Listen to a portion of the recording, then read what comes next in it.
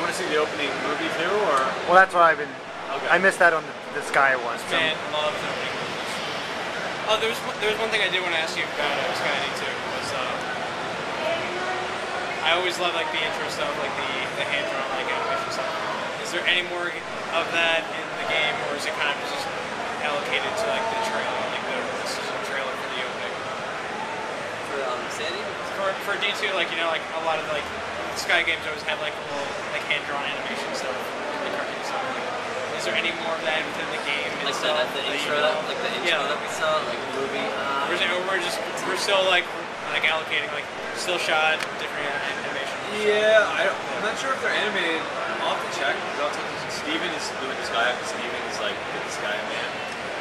That's one of the questions. Yeah, he'll know for sure. He's been digging deep in that game. So. This one, the art's done by Noiji Ito. So she did Haruhi and Shakugan Lashana. Oh wow. So you know, and then there's like a famous band that did the intro, also like a Japanese band. So the intro is pretty cool. Essentially, story-wise, you go to the mall and you win like a Japanese raffle type thing, and you get to become God. Well, that's a good raffle, right? It's a golden ball. Decent deal, and like essentially, like as your duties as God is to go in and change the fates of these various different, you know, people or characters that have problems. And the way you do that is by diving into dungeons, their fate, clear the apparitions. So this one is like, you know, it's very roguelike-ish, but it actually has like a pretty decent story. So I feel like roguelike people will enjoy it for like the deep gameplay. Yeah. But also, I mean, like the story's kind of cool to go along and check it out. Who doesn't want to be God? Yeah. Roguelike-ish as in procedurally generated or randomly generated? Randomly generated dungeons as you go each floor. Okay. And if you die, once you save, right? Yeah, if you die in the very roguish manner, you will lose all your items and your money that you have equipped and in your bags. But the levels that you gain while you're adventuring in the dungeons will propagate to your base stats. So it kind of gives you the... So you can sort of keep the same stats, but your level will still go down. Right, well basically when you start over again, you're going to be, you know, back to the same, you know, square one, level one, but your base stats will be increased, so going back in, you'll have a better chance every time, technically. As long as you're getting reach that level again, you'll be like, way stronger than you were at previous time. So like there's some similarities there with like that, like with CHP and some with even like audio. Right, exactly. So visually wise, I mean it uses the Sky engine. It does. Nice. And it's going to be, you'll see, but I mean, there's a little bit different with the mapping. Now that we have a PS3 controller, this is the hub world, very the Sky-ish with the jumping around. Yep. But we're just going to jump right in. Basically, this is where you buy your weapons. You can actually repair your weapons. Some of the items, like the thing you wear in your head, your feet, your arms, and your weapons are going to break. Okay. You can repair them there. Then there's also the thing, kind of like the shadowgram in here for the ZHP, where it's like the license system in Final Fantasy, where you unlock little squares for buffs. Oh, okay. For your character. So that's there too. Besides the weapons, you're going to get.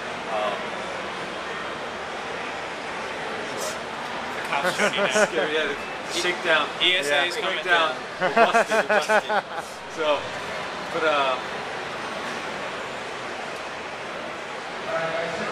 so essentially, I'll load it up. We're going to start in the second level. This one's kind of like a zombie feel, but you can see I've already had the privilege of attaching tank legs to my legs, and also like the gunner helmet and zombie hands.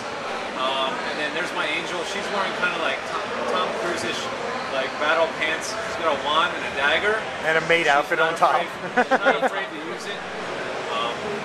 Essentially, on the L stick are mapped the special attacks. Okay. So you don't necessarily need, you can use the old school menu, but you don't necessarily have to anymore. Okay. And then on the right stick is like the equip, so it's like fast button to the right stick. Awesome. So yeah, we use like the crazy like Full Metal Alchemist style attack here. Attack him, boom, he's dead. We pick up these items right here. Oh. And yeah, so there's obviously traps, and the mission is to get. You can't really see where you're going, but you want to.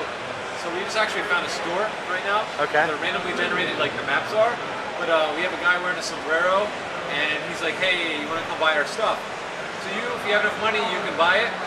But here's the deal: you can also steal it. If you steal it, And then Mr. Level 20 is going to come after Mr. Level 1, and essentially there he will like just roll you and you're done. So you want to kind of pay for stuff usually, unless you know you're going to be able to kill him. Yeah. So we're just going to go appreciate the option. And I guess she. So we have, and then there's going to be mobs in the store as well. So you know, you have to kind of work through that while you're shopping. Nice. So you can also, the good thing about the game is that it has like a really fast pace. You can technically, if you don't want to do the specials, you can actually melee over and over again. Okay. And as you move through, you're going to be able to move pretty quickly through the levels. And basically, you're going to get to the point when you're going to start one-shotting people, and that's where you know you're going to be able to take the boss. Then the boss stage is always a little bit more difficult, just because the boss has a few mechanics with a lot of mobs, and then you have to essentially find different ways to either sleep the boss or make him slow down his attacks, her attacks. And then we have the support character using some of the special attacks with the wand that she has equipped. So right now we're going to do a burnout on this guy's head using the tank treads. And then lastly, we're going to, I can't use the zombie hands anymore, so I'm going to try and see if I have any more.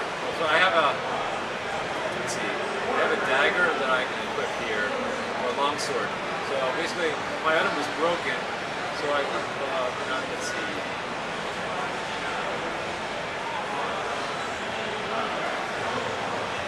So yeah, so basically we have one longsword that's almost broken. So he's going to give me with some sort of blindness. Blindness, right. And that lasts for a couple turns as you move around. And I just picked up another thing that I can equip with my legs, so let's see what we got. So that's tank treads, so let's go ahead and help out our friend here. Sorry, I keep hitting the wrong buttons, so I just hit myself. And again. Okay. But let's see. There we go. So we gave her some tank treads, so now we're dual tank treading down the road. So she will actually use that attack against them sometimes, but for the most part she's going to use her actual weapon attacks. Yeah. So yeah, she actually just did that to the character. So I will use the longsword attack, and boom, Skyish style attacks. So I mean, there's a lot of parallels between the two. One with the grid moves, two like being able to rotate the grids. But again, it's still very different gameplay speed-wise.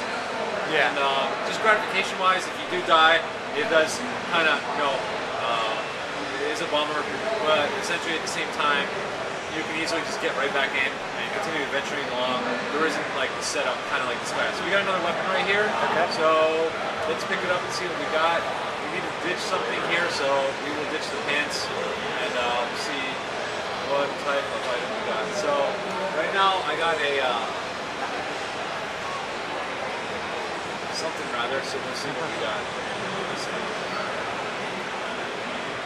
Looks like a gun, maybe? Yeah. Well, so that's like a pistol. Okay. So we'll see what that does. I think she is the pistol, so I want to. Oh yeah. Yeah, I want to put that on my. Get yourself some goggles so you can see those traps. What's that? Yeah, get the goggles so you can see the traps. I think the goggles actually increase your hit chance. So yeah, it gives you like a buff. So let's see what the other gun does. Gun. Let's see. So we will. I don't want to spoil the animation, so I will wait until my turn ends here. Right now we've hit a dead end, so we're gonna have to go backtrack. Oh, okay. Because that's finding the exit for the floor. So the good thing about it is like the maps aren't overly gigantor, so it's not like super difficult to look at the end of the thing. Yeah. Should we expect launching cannons in this one as well to get to different planes? Yeah, basically there is a cannon, like kind of like the last one, where you can use like the rocket to fly across the desert. Because basically every time you move, it's going to burn your energy gauge right there on your character portrait. And the way you replenish that is by using food. And then replenishing your HP is done by walking around, and SP is also replenished by basically walking around as well. So all those are kind of different facets you have to kind of manage while you're going through the dungeon. Okay. Is there a wide variety of map options? Like, is it Well, basically each story level is going to be different, and then the dungeons that you go through at the end of the game are going to be pretty deep as well. Okay. So yeah, there are going to be different maps. Yeah. Okay. So this one's more like a graveyard style. Okay. Awesome. All right, so I can show you guys just a few brief minutes of which of the 100